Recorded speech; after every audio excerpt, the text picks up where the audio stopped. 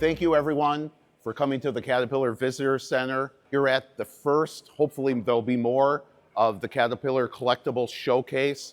My name is Lee Fosburgh. I'm an archivist and historian at Caterpillar. Today you're going to see some of the rarest artifacts that have been kind of brought up to our team through we're in Caterpillar's 100 years, our centennial year. So on that note, let's get at it.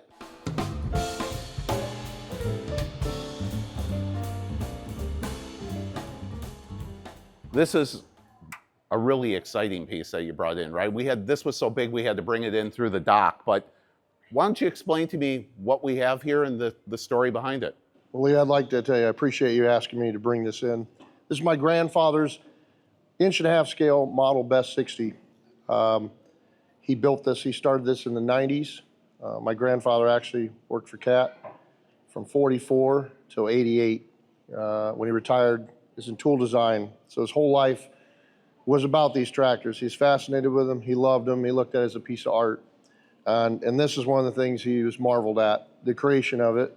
The engine is actually a kit. He purchased that early, I think, in the 60s, 70s. He later worked on it, late 80s, 90s. In 1 year, he put it together, and he was bored with just looking at the engine. He wanted to display it in something more magnificent. So he decided to build the whole tractor around it. And he put 3 more years into this. His main time was spent on the transmission. There's a lot of detail in there. The gears are very small. This weighs about 120 pounds. If the clutches would hold, you could pull a person with it. This tiny 4-cylinder actually has enough power to run this thing and pull somebody if it wanted to. But there was a lot of time spent in it. And he did this when there was a time when there's no computers. My grandfather was not a computer savvy person even when it was coming about. This is all done on paper. He did all the drafting for this from books, pieces that he put together. And even certain pieces in here, from the tin on the roof to the shoes on here, this is angle iron. He cut one side of it, or channel iron. He cut one side to make these. This stuff would probably be something he got off a hot water heater. He would find things and he would build that out of stuff. In my mind, he was a genius. So am I wrong? He made a couple other Caterpillar pieces that are part of a larger piece. Why don't you talk a little bit about that?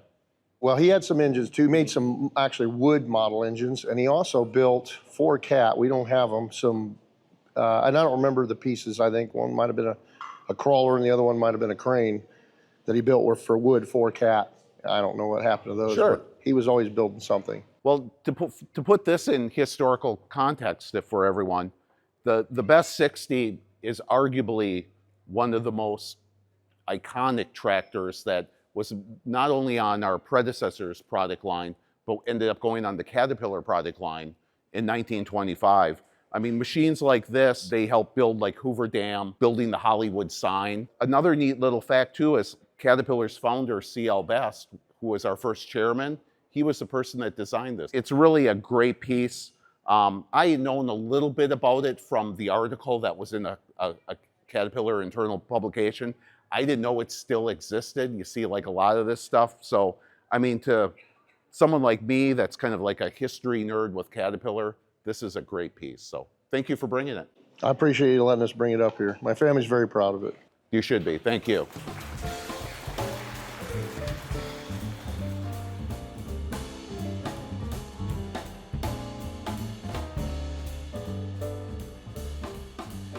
Well, James, you're the next person. You have a very unique piece. I've been doing this for 13 years. And you know, when you're doing this for 13 years, you see a lot of the same thing.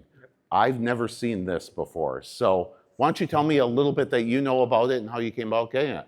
I don't know a whole lot about it. We went to a few auctions and we came across this as one of the auctions. And we thought this was something we haven't seen before and something we should go ahead and invest in. So we paid all of maybe $10 for it. So just trying to learn more about it. We realized it's from the 70s, so it's old, but not too old, I like to say. But sure.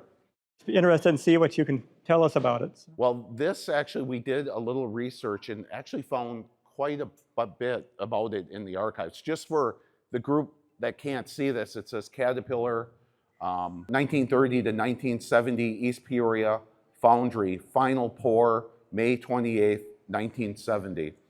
So we know from our internal publications that this final pour, when they closed what was the old East Peoria foundry, it was, this piece was made, and we actually know the person that made the final pour. Oh, really? And he was a CAD employee, and his name was Audubon Woosley. But what's interesting about this is they chose him because it was claimed that he made the first pour in 1930. But what's interesting is when we did a little of our research, we found he in fact did not make that first pour, right? A little bit how history changes over time. In fact, what would be like our CEO today, a person called R.C. Force, he made that first pour, and there's photos of it. But it got a lot of fanfare at that time, and this Audubon has really an interesting story. He continued to work on at CAT, and he was actually at the opening of this, worked many years after, and then retired. So again, a real unique piece of history, a one-of-a-kind piece of history, which usually history is mass-produced when you're talking in the business archives. So thank you for bringing it, and it looks great. Great. Thank you for the information. Appreciate Thank it. you.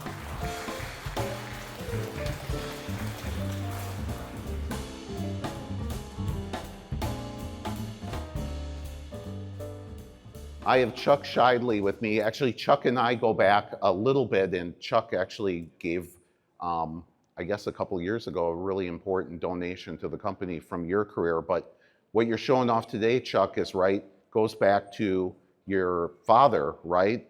You're the classic yellow blood story, right?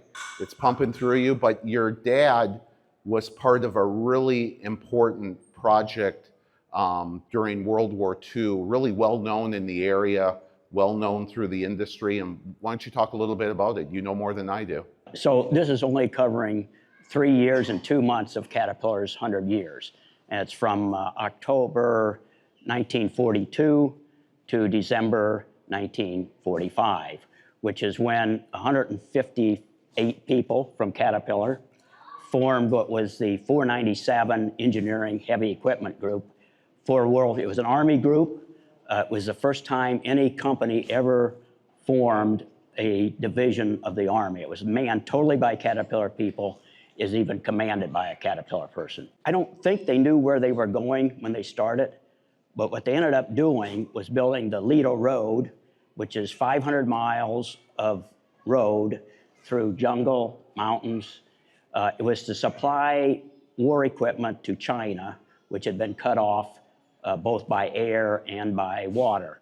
It was recruited by Caterpillar, and we're going to start with what Caterpillar gave the employees when they returned home, which was an album so that they could put their things in it. It was engraved for each person. That's my dad's name there on the bottom of it. It's the 497.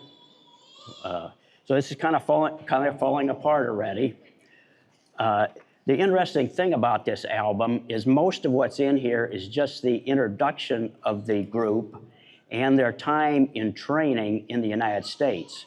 Because once they were in the war zone, there was no pictures taken of it. But there are some pictures here, and there's a letter from the president, New Miller at the time, and an invitation.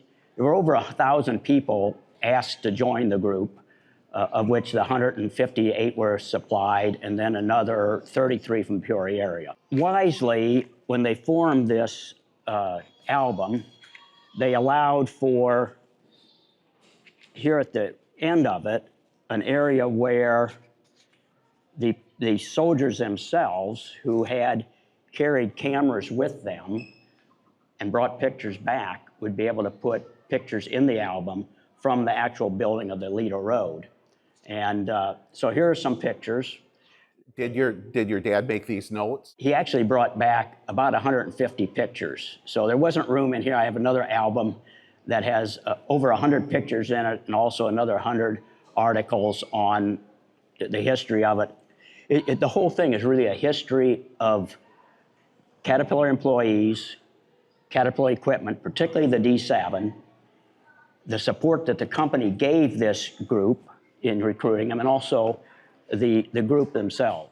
Now, why don't you touch base on a few of these other little objects that you brought? So this was a picture widely published everywhere that really probably summarizes the whole history of the group. And this one is actually a page out of the Saturday Evening Post, 1944. What's interesting too about this, Chuck, is we have photos in our archives, and there was a sign that called the area Little Peoria and stuff. You almost wonder, was this artwork based off of an actual photograph? Well, I could answer that, Lee, because there's one of these in my other album that Dad has written on it that this was an actual photo. So it's very realistic, but I think it was changed from a photo to allow it to be published, because otherwise it came out of the war zone. Sure. The little model here, so the D7 was the primary machine building this 500-mile road. And this is a little model of the D7 of that time. My son actually bought it for me at an antique store, and it doesn't have any track on there, which is pretty representative of the situation, because what they did is repaired these machines, kept them running. Yeah. Great story, Chuck. Thank you for bringing this. It's always good to see you again. Thank you.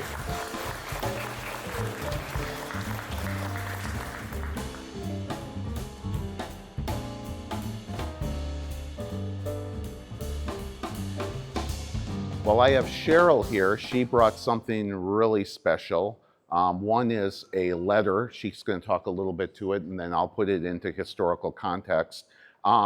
It's something that actually I've seen before, but I think is pretty rare.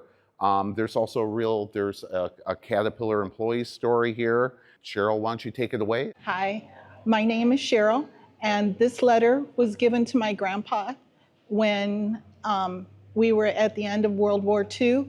It's dated September 7th, 1944. He was in the heat treat department. I figure he was about 41 when he received this letter. I have his ID badge, and he worked in heat treat. The whistle, Mom always told me that the men always carried their whistle in heat treat. I have no idea why. Maybe you can. That part I haven't heard before, and I Okay. haven't seen a whistle like that, so it's a great find. It was probably 8 or 9 months before the war was truly over. I think it was May 6, 1945. So Caterpillar was ahead of the schedule in determining how they were going to do it. On the back side, it says how the shifts would be, how we would observe. Yeah, how would we observe it? Yeah. But I think the neatest thing, President Louis Neumiller, he wrote, "We wish to announce advanced plans for that glorious day when Hitler's Nazi surrender on V-Day." And I loved how the opening was. Yeah. Well, you know what's really interesting about the letter is, right? The war really didn't end right away. It really ended months and months later. So, there's a story, I think, within that story, right, that we could peel out more. But they ended up having this celebration, which they closed the East Peoria plant, and we had a plant in San Leandro, California at that time, and they closed them for that day, and they had, V-Day celebrations, and they had VJ celebrations also, and closed the plant then. What I find really interesting too is, and we'll see this in a later example when another person comes up, right? You get these passes or these like employee IDs, which are no different if you work at CAT, that you have things like this now. And it really was because there was a big fear of espionage at that time within Caterpillar factories that were making military products. And of course, the track type tractor was seen very important in that, but so were engines and motor graders. And we also have examples of these that go back to our predecessor company, the Holt Manufacturing Company, which also had a plant in Peoria, because during World War I, they were making track type tractors for military reasons then. I would say this really excites me the most, just because, again, I've been doing this for a long time. I've never heard that story before. It totally makes sense. And, they probably just didn't survive, or people used them for something else and that history was lost. So we really appreciate you bringing this up. It was a great learning. And I think it does honor to, your dad, Charles, Grandfather. Grandfather, yes. And one thing too is we found about him going through our like employee magazines. They would always write, they're a lot different than today if you work at Caterpillar, but they were very personal. But we were able to obtain about him, he was a big outdoorsman, and it would talk a lot about him hunting and fishing, which gives you a little bit of like insight about him. So thank you again. Thank you, Lee. Appreciate it.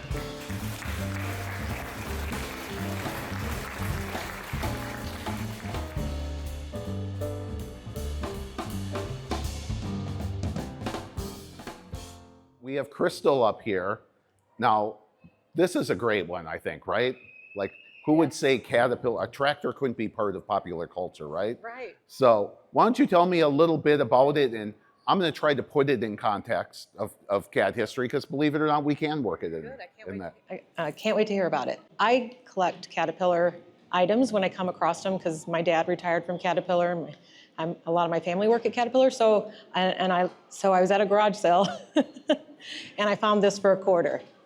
And it's a D10, and all of the members of the band are posed in it, around it, on it. And I thought it was really cool because I didn't know that we had a big band like that, or that there was vinyl. They made vinyl, right? Well, Yeah, it's crazy. we've said that, right? We don't give, as far as being in archives, we don't give like how much something is worth, put a value to it. But I can tell you, you did pretty good for your quarter. And the reason I can tell you that is they sold back in the day for $7. There you go. Right? Yeah. So you scored, right? So you figure probably even worth more than that. So, well, I guess how I put this into context is Caterpillar, even going back to its two predecessor companies, the Holt and the Best Company, they had these employee activities, which ranged anything from like a mixed chorus to bands, theater groups. And we've had a long tradition of bands. And actually, the World's Fair that was held in 1915 in San Francisco, the Caterpillar band actually played. It would be the Holt Caterpillar band. And if you go to a museum in California, they still have artifacts from that band. So what I really think happened too is because of those activities and that history of these things in the Peoria area, when it became Caterpillar in 1925, they became the Caterpillar band. Now, I'm not sure if the big band is the same thing as the Caterpillar band, but it's really kind of, at least not musically, but it's the same kind of employee activity concept. So in my opinion, one of the funnest things, right, that's came here today. So. Oh, thank you. Well, Me thanks too. for I bringing thought it, so too. Crystal. Thank you. Bye-bye.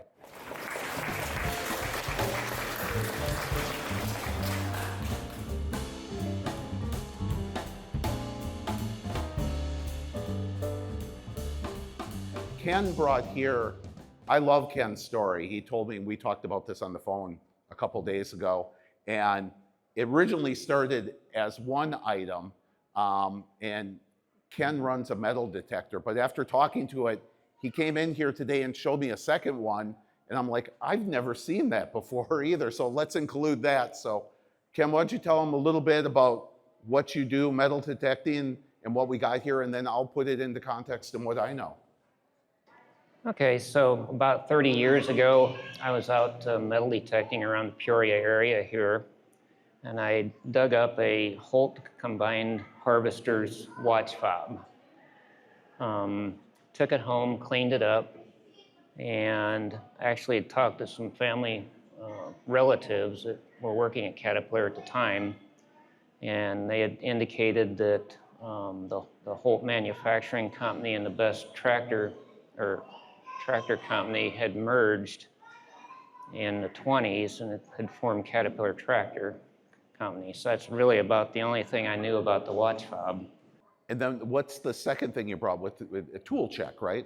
I found that at a flea market, and I thought it was interesting just, being from the Peoria area. So that's really all I know about that. And just to walk back on both I'll start with the tool check. We actually have quite a few tool checks in our collection, both Holt and Best and actually Caterpillar. But what's interesting to me about this as a historian is I've never seen this one before. It's like totally different than all the other ones. And when they do a close-up here, there's like a star and stuff on it. So there's probably some type of story behind that. But we can say, right, they changed their name in, I believe, around 2010. So it's probably like between 2011 and 1925. But the next thing is, I would ask, did you know what a watch fob was? Well, I'd seen them before, Oh. but that was one of the first ones I found. So when I started here, I never heard of a watch fob. So, but we have quite a few of these in the collection. And if someone doesn't know what it is, right? Caterpillar at first, and really going back to our predecessors, they were making agricultural products. And you would have like a pocket watch, right? And if you had to pull it out of your pants, you were in the field, right? You could grab onto that fob and it would pull the watch out. So that's really what it did. But they were used as marketing pieces. But what I find interesting about this was this is of a Holt, it's called a Holt combine harvester, which Holt made combines in California. They were mainly used on the West Coast, though there were some in the Midwest, but it wouldn't have been a real big market for them. But they were made in Stockton, California. And after the merger around 1930, they built the building. If we have cat people in here, it's called Building HH, which stood for Holt Harvesters. And they would have been built there until we sold it in the mid to late 30s. But it would be interesting, I would get, now this is, we'll never be able to prove this, but it's all guesswork. I would think it was probably owned by an employee. And a lot of times on the back of them, they would have the dealer names, or they might say Western Harvester, which was a company we sold them through. But this one just says Holt Combine Harvester. So if I had to guess, it probably was an employee and it fell off or something and made its way to you. So a great story. And like you said too, it really tells a merger story of Caterpillar in 1925, and really kind of the progression of the company from being a California company to being a Midwest Peoria company, you know, again, during the 30s. So thanks, Ken, for bringing it. Appreciate it. Thank you.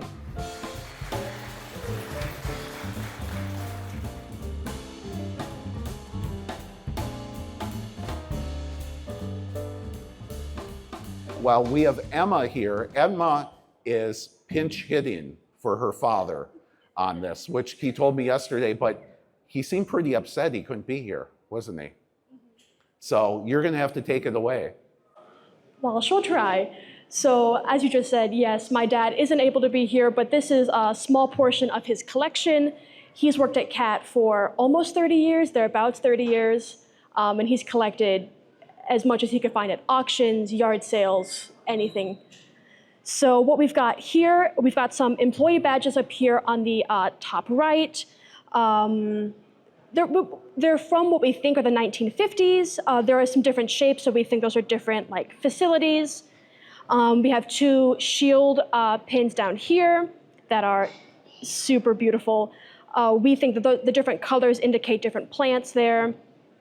The top left up here holds some security badges, and then there's a smaller one that's for the volunteer fire department.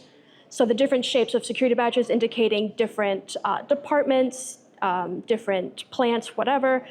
And the volunteer fire pin would have been worn with, like by an employee with one of these other ones as well. And then we've got a bunch of tool check badges that I think are some of his favorite pieces that he's got. We don't really have any dates for them, but they're all indicative of different plants. And we can help you with that. And I'm sure Ken would like to see this because they're actually the other version of the Holt tool checks. So kind of what you have here is one, you have like the volunteer fire department. There were fire departments actually within the factory at the beginning, and also with some of our predecessor companies. The badges here, well, you get little hints here where you have Mapleton, right? We talked about Mapleton opened in the 70s, but we know like Decatur, some of these other plants were in the 50s. Again, you got tool checks from the Caterpillar Tractor Company.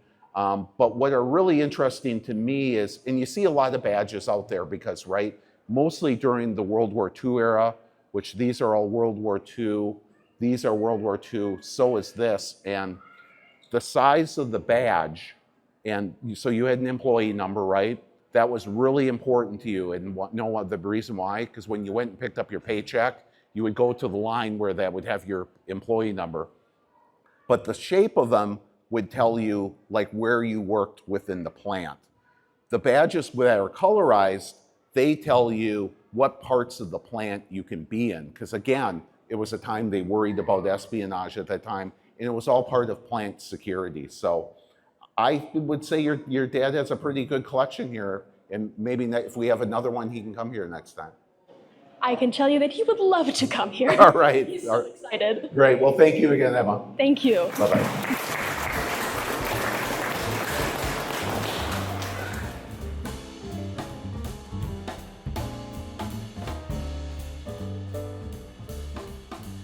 Well, we have Dave Talon here. Dave, I know actually quite well. We've done a few projects together.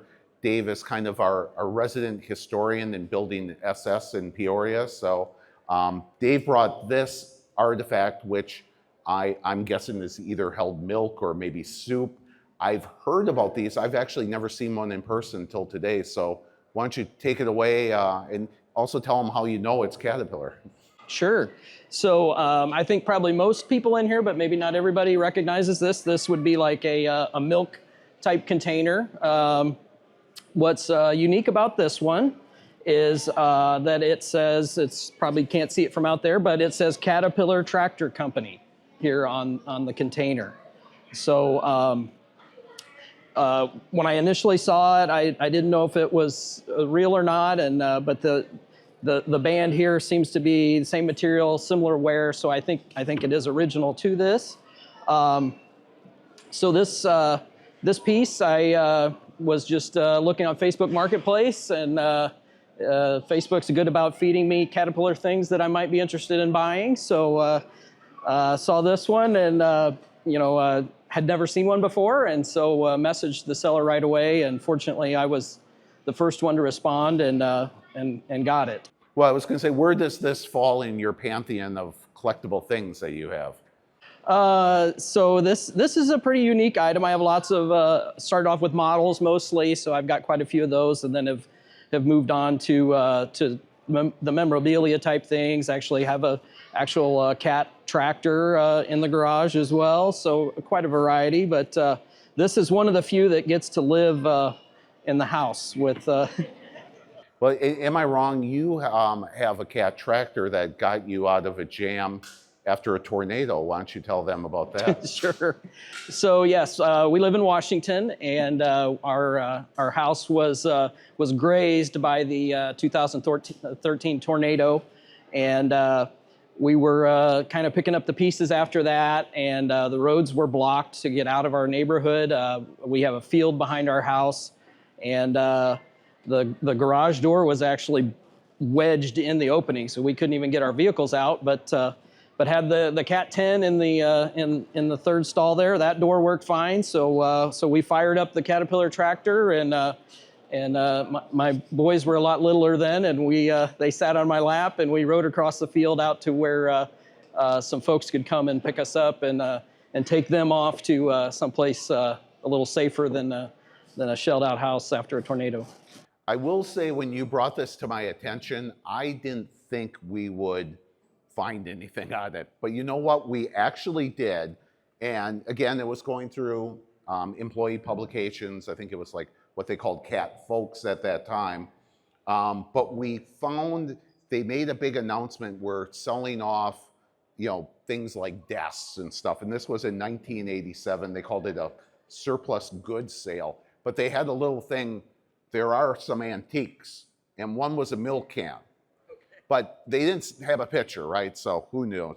But what we also then found is going through when Building KK opened in the 40s, they showed the cafeteria being put together as far as the photos, and there was a milk can just like this. And there's someone kind of by it, so it kind of puts it in scale. So probably, I would guess, from the 40s, right? Probably could have been used in the 30s or even a little bit into the 50s. But it's a great piece. Looks good. Yeah, thank you very much. That's great to hear that story, and that there's some pictures out there of it back in the day. So. Sure. Thanks, Dave.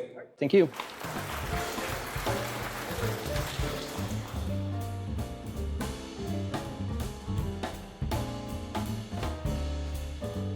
All right, everyone. This, as you can see, is the largest piece here. John is the owner of it, and I'm gonna have him speak to it because you know what? He knows a lot more about it than me, but I'm guessing, right, John, you would never see something like drawn out like this today, right?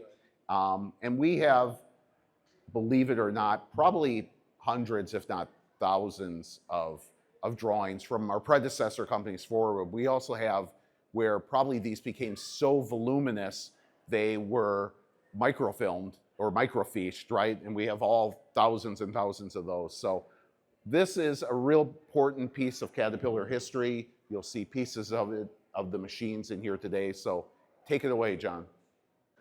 Yeah, so I'm part of a multi-generational Caterpillar family, and this one I got from my stepfather, George Alexander. George was one of the 4 inventors of the high drive. He's, actually I got a little picture here from an anniversary article here. And why don't you tell them what is the high drive, John? So the high drive is the tractor design Caterpillar first released in 1978.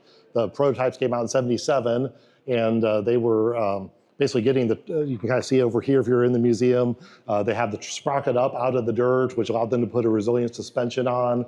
You can kind of see it here. Now they could actually put a kind of a fully mobile suspension on the tractor.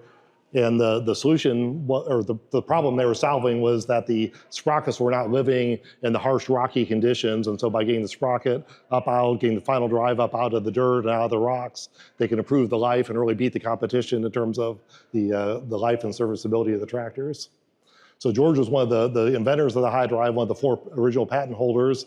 And so 77, again, they released the pilot machine. 78, they released it for production.